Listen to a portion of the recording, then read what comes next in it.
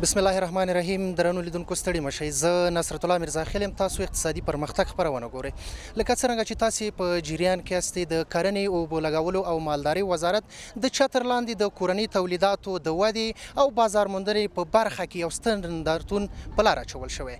دا چې دغه نندارتون څخه د ورځې په اوږدو کې په څه شمېر خلک لیدنه کوي او د هیواد په اقتصادي برخه څومره اغیزه لري، غواړم د اقتصادي پرمختګ خپرونه د همدغې نندارتون لپاره ځانګړې کړم. نور حال په خپرونه کې را سره وګورئ. هیواد ساتنه غواړي، بیا رغون غواړي، لاس ته راوړی بارمران پالن غواړي.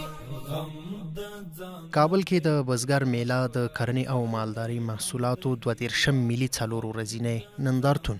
کابل بادام باغ کې د بزګر په سرلنې میله او د کرنې او مالدارۍ محصولاتو 22 ملي نندارتون. درملنه غواړي، زخمي وجودي ښه درملنه غواړي. هیواد ساتنه غواړي، بیا رغون غواړي، لاس ته راوړی. د څلورو ورځو لپاره د کرنې او مالدارۍ ملاتړ ستاسو د روغتیا او اقتصادي ودې لامل دی. تر دې سرلیک لاندې ترسره شو. د کرنې، اوبو لګولو او مالدارۍ وزارت د مسؤلینو په خبره اسلامي امارت د افغانانو اقتصادي پرمختګ، کرنیز سکتور میکانیزه کول او د دغه سکتور لا پراختیا او ودې ته ژمن دی. اسلامي امارت په ټوله معنا د پانګونې په ځانګړې توګه د بهرنۍ پانګونې د جذب لپاره کلک هوډ لري او پانګوال کولی شي په ځانګړي ډول د بسته‌بندۍ، معیاري مرکزونو او همداراز د سړو خونو په جوړولو کې پانګونه وکړي، ترڅو له دې لارې افغاني توکي په نړیواله کچه ښه بازار ترلاسه کړي. پاتې شو بیا بلهاري بریا نه برخمن پاتې شو په حقاني. موږ وکولی شو دهقان د تجار سره، تجار مسله دی یو بهرني شرکت سره هغه متعارف کو، قراردادونه وشي، زموږ د محصولاتو لپاره بازار موندنه وشي. ورونو یقینا خبره دا کوم چې زموږ د امارت مسؤلین ټول لګیا دي په دې بنیاد باندې چې موږ خودکفا شو، په زراعت کې هم خودکفا شو، په اقتصاد کې هم خودکفا شو، په بر کې هم خودکفا شو، چاته محتاج نشو. ځکه د دغه خلکو دغه مسله د ملت په موږ باندې احسانات دي. د دې ملت لپاره کوشش دا کوو چې دوی لپاره هغه لازمې اسانتیا برابر کړو او زراعت ترقي وکړو. نو زه خپله هم په دې یو سفر باندې د ایران په سفر وم چې اوس هم د اوس راغلم. نو موږ مقصد یې هلته یو نمایشګاه چې د اکسپو یوه نمایشګاه وه، په دې کې زموږ د افغانستان ډېر شرکتونه و زموږ سره او ډېر تجاران و زموږ سره. موږ هلته مسله د ایران د شرکتو سره او د سکتور سره مخامخ کړو. امید ده چې ډېر ښه حاصلات یعنې ډېرې پیدې افغانستان ته راشي. نو دغه نمایشګاه هم په دې وجه باندې ده چې زموږ دهقان کوشش کوي چې ښه مسله محصولات ترلاسه کړو، خو د محصولات بازار نه وي بیا مشکل دی. نو موږ کوشش دا ده چې بازار هم ورته پیدا کړو، دوی دپاره مسله سهولتونه هم برابر کړو. تقریبا 22 نندارتون دی چې دایریږي. نو د دې په خاطر باندې چې زمونږ دهقانان څنګه تشویق شي ترڅو د دوی محصولات نړیوال بازار ته، داخلي بازار ته ښه کیفیت سره عرضه شي. تقریبا په دغه ټول دغه څلور ورځو کې په سلهاو خلک د افغانستان د مختلفو ولایتونو نه هغوی راغلي دي، نمایشګاه نه لیدنه کړې ده. همداسې د مختلفو ولایتونو چې کوم دهقانان دي، زمونږ صنعتکاران دي، تولید کوونکي کمپنۍ دي، هغوی راغلي خپل مالونه یې دلته د دې دپاره راوړي چې د دې دپاره بازار موندنه وشي. خو لله الحمد د اسلامي امارت په راتلو سره تقریبا دا 5م نندارتون دی یا 6م نندارتون دی چې دایریږي ډېره زیاته لاسته راوړنه لرو. د دهقانانو چې کوم محصولات دي هغې دپاره الحمدلله ډېره زیاته بازار موندنه وشوه په دې سره. تقریبا اوله ورځ د قراردادونو مجلس د سکتور خصوصي سره د هغوی د رئیس او زموږ د مسلکي معین محترم الحاج مولوي صاحب صدر اعظم عثماني په مشرۍ کې په هغه ورځ باندې چې څون اوله 2مه ورځ وه 13 قراردادونه چې په هغې کې د فراه د ګرین هاوزونو چې د هغې کوم تولیدات دي که هغه بانجان رومي دي که هغه بادرنګ دي د هغې قرارداد وشو تر څو د ازبکستان هېواد ته هغه صادر شي. همدارنګه د بزري تخمونو د باختر او د نورو باختر یو تولیدي شرکت دی ډېر لوی شرکت دی هغې د نورو شرکتونو سره قراردادونه وشو. په زراعتي محصولاتو نه علاوه د مالدارۍ په محصولاتو کې هم قراردادونه وشو. صرف چې خپل ضمیر تا کله پتمن پاتې شو هیواد ساتنه غواړي بیا. صنعتي تولیدات او کرنیز محصولات د یو هیواد هغه ملي عواید دي چې په خصوصي او ملي دواړو سکتورونو کې ترلاسه کیږي. خو محصولات زیاتره د بزګرانو په لاس د کرنیزو مځکو له لارې په خصوصي سکتور او تولیدات بیا د لویو او کوچنیو فابریکو له لارې ترلاسه کیږي. د دولتي فارمونو له لارې هم کرنیز محصولات له دولتي سکتور څخه ترلاسه کیږي. افغانستان د مناسب اقلیم د درلودلو له امله د کرنیزو محصولاتو لپاره یو مناسب هیواد ګڼل کیږي. خو نړیوالو ته تر اوسه نه دی ورپېژندل شوی چې د دې هیلې د ترسره کیدو لپاره د نندارتون جوړول اړین ګڼل کیږي. منصب پروا ای میړنه یغلیا لاس په لاس مکین پام زار د شمزار خغلیا ستامبو زرگی او تقوا منم یارا جهاد. نندارتونونه کولای شي چې په یو اقتصاد کې د پام وړ رول ولوبوي. نندارتونونه کولای شي چې نوي توکي تجاران او بزګران خپل نمایش کړي. همدارنګه د صادراتو د ښه والي سبب کیږي. همدارنګه په داخل او بیرون کې د بزګرانو همدارنګه د تجارانو هغه کوم توکي چې دوی تولیدوي هغه دوی نندارې ته ږدي او هغه ته جهاني شهرت ورکولی شي. همدارنګه هغه نندارتونونه چې په داخل کې او یا که په خارج کې دایره کیږي دا د توکو په معرفي کې او په بازار موندنه کې رول لري. هیواد ساتنه غواړي بیا رغونه غواړي لاس ته راوړی بارم رانه پالنه غواړي غم د ځان نه دی په کار دی غم د هیواد غم د ځان نه دی. کاره ده چې نندارتونونه د هیواد د اقتصادي ودې او سوداګریزو تعاملاتو او اړیکو په پیاوړتیا کې مهم رول لري. بې له شکه چې په نړیواله کچه نندارتونونه بیا د دې سبب کیږي چې د یو هیواد تولیدات او کرنیز محصولاتو ته نړیوال بازار وموندل شي. که کوم سوداګر د خپل هیواد تولیدات یا محصولات له بازار موندنې پرته نورو هیوادونو ته یوسي ښایي وړونکي یې له ستونزې سره مخ شي. خو که د دغو توکو کیفیت د کوم نندارتون له لارې معرفي شوی وي او خلک ورسره بلد او کیفیت یې سم ور معلوم وي ښایي په پیرلو کې یې ژر اقدام وکړي.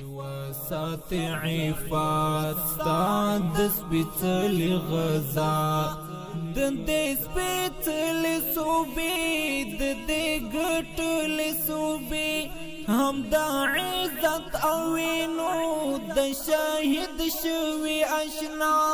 هیواد ساتنه غواړي بیا رغونه غواړي لاس ته راوړی بارم رانه پالنه غواړي غم د ځان نه دی په کار دی غم د هیواد غم د ځان نه دی په کار دی غم د هیواد زخمی وجودي ښه درملنه غواړي زخمی وجودي ښه درملنه غواړي هغه سپیره ګلالی د کابل په بادام باغ کې د بزګرو لپاره یا د زراعت نندارتون څو ورځې مخکې وکړ.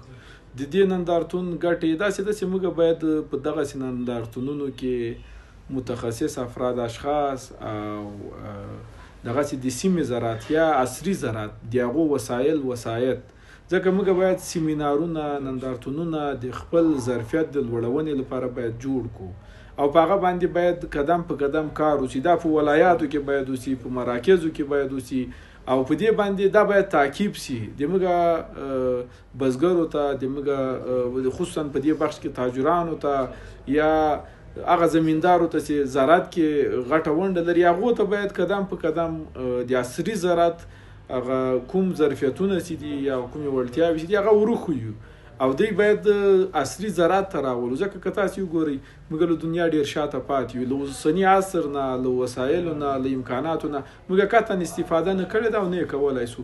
د دې چارې د بدلېدو لپاره حکومت دغسې نندارتونونه سیمینارونو ته ضرورت لري. دا ګټور ثابتېدلی شي. دا موږ کولی شو چې عمل ته لاړ شو او په عمل کې موږ بیا کولی شو له دې نه ښې لاسته راوړنې ولرو او موږ دغه خپل لوېدلی اقتصاد بدل کړو. نو حکومت په دې کې باید ډېر دقیق اوسیږي. دا باید په کال کې یو وارې نه بلکې په څو وارې حتی په 4 فصلونو کې باید په مختلفو ولایتونو کې دا نندارتونونه او سیمینارونه جوړ کړي تر څو د موږ بزګر د موږ دهقانکاره هغه غریبه طبقه چې له اوسه پورې په هغه زاړه سنتي حالت کې دي هغه عصري حالت ته راولو. هغه زخمي طالب جان پزړه داغلی ګلان. ګډونوال وایي نندارتونونه د سوداګرۍ په داخلي او بهرنیو مارکیټونو کې د بازار موندنې لپاره ډیره غوره وسیله ګڼل کیږي.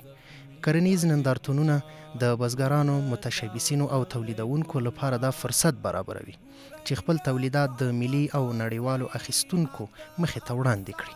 دا کار مستقیما د پلور کچه لوړوي او عاید زیاتوي.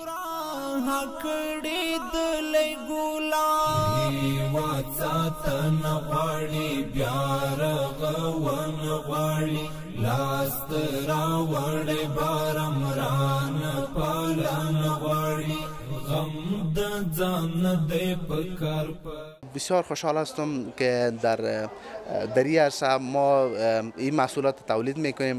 محصولات پنزه زراعت است که محصولین و استادا این محصولات تولید میکنه. این محصولات نمایشی است که ما کسایی که میخواین این محصولات تولیدش یاد بگیرن یا طرز ساختش یاد بگیرن میتونن با ما مشوره کنن. در ساخت از ما انشالله کارشان همکاری میکنیم. کسایی که سرمایه گذاری میکنن میخواه که در تولیدات مثلا ربها که هست یا می سازها یا دیگه محصولات زراعتی که است ما انشالله معلومات مکمل با ایشان شریک میکنیم و بسیار استقبال شد همین محصولاتی که تولید شده بود از طرف وزیر صاحب زراعت، معین صاحب وزارت زراعت، آبیاری و مالداری و این تولیدات و این کارهایی که پنزه زراعت پنتون کابل انجام دادن مورد تشویق قرار گرفت. 6 نسل مرغ داریم و یکی از نسل‌های ما F1 است که از نسل سلوب و خسکی کراس شده، نسل F1 به وجود آمده که سالانه 144 ویزه تخم میده و وزن تخم 50 گرم است. وزن مرغ ما در حدود 3 کیلو 3.5 کیلو هر مرغ ما وزن میگیره. پلان ما ای است که ما همین نسل F1 که بهترین نسل است ایره توسعه بدیم به کشور تا فارمدارا از این مستفید شوه و بهره خوب بردارن. میخواهیم که همین تولیداتی که از خارج به وطن میایه ما خودکفا شیم، همینجا خود ما تولید کنیم. مثلا منرال بلاکی که ما در اینجا داریم فعلا از خارج وارد میشه. ما ایره کوشش با توسط استادان ما کوشش کردیم در خود پنزه تولید کنیم. همچنان در بخش اگرونومی تخمای اصلاح شده ما در لابراتوار کار کردیم چون تخمایی را در بازار ایجاد کنیم که از خارج هم دست ما کوتاه شود و تولیدات وطن ما بالا بره و چیز خوبتر تولید کنیم. همچنان در بخش خاک شناسی قسمی که با خود دهقانای ما معلوم است خاکای وطن ما فرق داره. ما پیچ خاک وقت که بود در لابراتوارا مردم به بی‌هزینی بسیار بالا میخواستن خاک خود باغ خود چک کنن که چقدر پیچشون بالا چقدر پیچشون پایین است. ولی میتونیم به وسیله طریقای آسان که ما خود ما در 15 زراعت توسط استادان ما فرمولش کشف شد و دمیجه به وسیله طریقی آسان میتونیم ایرا پیچ خود خاک معلوم کنیم که چقدر پیچشون بالاست یا پیچشون پایین است. همچنان در بخش خود باغداری ما که باغدارای ما بسیار با مشکل کمبود نیتروژن نباتات مواجه است. ما خود ما میتونیم بروشرهای ما چاپ شده که میتونه خود دهقان ما از روی بروشر میتونه این برگ خود چک کنه که چقدر مقدار نیتروژن برگ پایین است یا بالاست از او استفاده کنه. همچنان در بخش حفاظی نباتات ما چندین نوع چیز داریم، اسپری داریم که یوریا اسپری است، نیم اسپری است، به خاطر تکثیر نباتات می باشه، به خاطر از بین بردن آفات می باشه. همچنان در بخش مالداری و حفاظت نباتات ما چیز داریم، فارمی داریم که بدون از اینکه مصرف اضافه شود ما میتونیم فارم خشتی و نام فارم خشتی می باشه که دو لایه خشت می باشه و درونش جای خالی می باشه که اوجا ریک پر میشه. د تولیداتو او محصولاتو لپاره نندارتونونه په ملي او خصوصي سکتور دواړو کې پرانستل کیږي، ان تر دې چې د کورنیو لاسي صنایعو لپاره له ټولو ښه او مهمه وسیله د نندارتون جوړول دي. د نړۍ هیوادونه د نندارتونونو په جوړولو سره غوره لاسته راوړنې لري. په ټولیزه توګه د لاسي صنایعو او کرنیزو محصولاتو او د دې سکتور د ودې د کروندګرو ملاتړ او دوی ته په بیلابیلو برخو کې د لازمو اسانتیاوو په برابرولو کې باید ډیره پاملرنه وشي.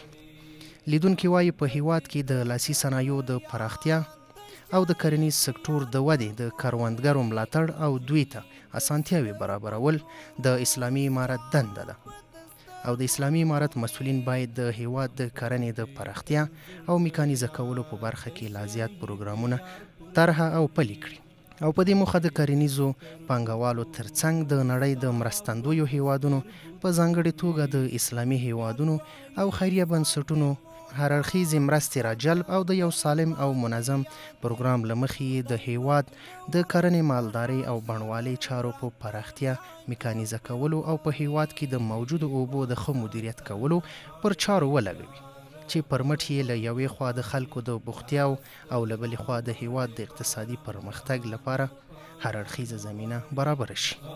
د ځان د پکار د غم د هیواد غم د ځان د پکار د غم د هیواد زخمی وجودي خدر ملن غواړي زخمی وجودي خدر ملن غواړي. نمایشگاه خوب است دیگه، باید همیشه نمایشگاه دایر شود، یک ذره باید برای انکشاف داده شود که مردم ما بتونه بیا ببینه دیگه، یک ذره زمینه براشون مساعد شود، برای دیدنش مشکلات ها یک ذره کمتر شود. خوب است و دیگه اعلانات قبلی داشته باشه. متاسفانه ما که قدر اعلاناتشون یک ذره ضعیف بوده که مردم اکثر کسای آگاهی نداشتن. به او خاطر اگه بتونن که نمیره خوب پیش از پیش برای مردم آگاهی بدن که مردم کلگی بیا از سراسر افغانستان اشتراک کنن، خیلی خوب است. قیمت ها طبعا روز به روز همت یک قیمت ها بلند رفته میره و در این نمایشگاه هم باید ما میگیم شکل باید نمایشگاه باشه که مردم از اینجا هم بتونن یک چیز خرید بکنن و در پالوش از امو دستاوردهایی که داشتن کلش با هم دیگر شریک بسازن. این خیلی یک کار نیک میشه. دغه نندارتونونه چې دی ډېر ګټور دي. موږ ډېر شیان کې ولیدل افغاني تولیدات او موږ ډېر خوښ کړو چې افغانستان در کوم تولیدات لري. انشاءالله ټولو هیوادوالو ولیدل او د دې نندارتونونه ډېری خلک کولی شي چې د ډېرو شرکتونو تولیدات وویني او په لاسرسی ورته پیدا کړي. دا نندارتونونه چې دي ډېر مهم دي.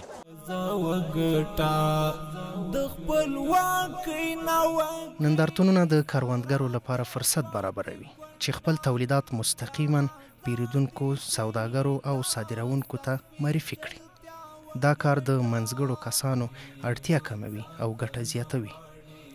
دا ډول غونډې بزګرانو ته زمینه برابروي چې له یو بل سره خپلې تجربې شریکې کړي او پرمختللي تخنیکونه وکاروي.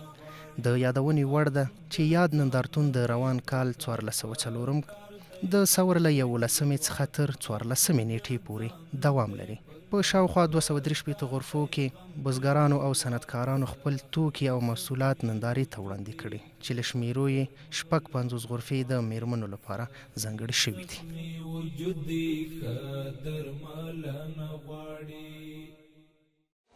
درنو لیدونکو، لکه څرنګه چې تاسو په تصویر کې ولید، هیوادوال هم په دغه نندارتون کې له کورنیو تولیداتو څخه خوښي څرګندوي. دا وه د دې ونې د اقتصادي پرمختګ خپرونه.